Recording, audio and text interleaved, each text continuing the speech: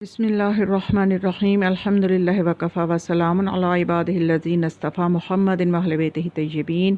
ایک اہم فقہی مسئلہ ہے جو کہ بہت سی خواتین کی طرف سے پوچھا گیا، تو اس لیے میں نے ضروری سمجھا کہ یہ ایک ایسا مسئلہ ہے کہ جس کا علم ہر خاتون کو ہونا چاہیے، اور وہ مسئلہ ہے بچے کی رضاعت کے بارے میں کہ اس کو کتنا عرصہ دودھ پلایا جائے۔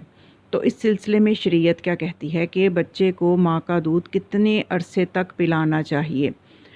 تو اس حوالے سے ہمیں شریعت فقہ جعفریہ میں جو اس کا حل ملتا ہے وہ یہ ہے کہ بچے کو 21 مہینے تک دودھ پلانا ماں کے لیے مستحب ہے اور حد 2 سال تک جائز ہے، اور اس کے بعد جو ہے دودھ چھڑا دینا چاہیے، بالکل بھی جو ہے اس سلسلے کو جاری نہیں رکھنا چاہیے، کیونکہ اس کی جو مستحب مدت ہے وہ 21 مہینے ہے اور اس کی حد مدت جو ہے وہ 2 سال ہے۔